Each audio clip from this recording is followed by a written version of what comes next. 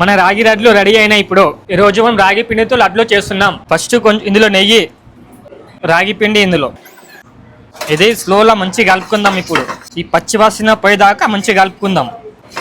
ఇప్పుడు ఇది మెల్లమెల్లగా మంచిగా స్లోలా కలుపుతూ ఉండాలి.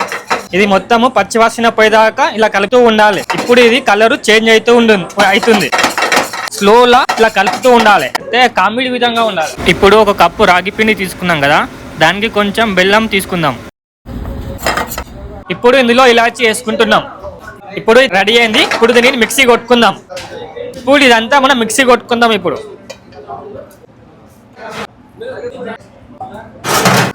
పౌడర్ కొట్టుకున్నాం కదా, ఇప్పుడు దీన్ని ప్లేట్లో వేసుకుంటున్నాం. పౌడర్ కొట్టుకుంది పైనుంచి కొంచెం డ్రై ఫ్రూట్స్. ఇప్పుడు దీన్ని లడ్లు కట్టుకుంటున్నాం.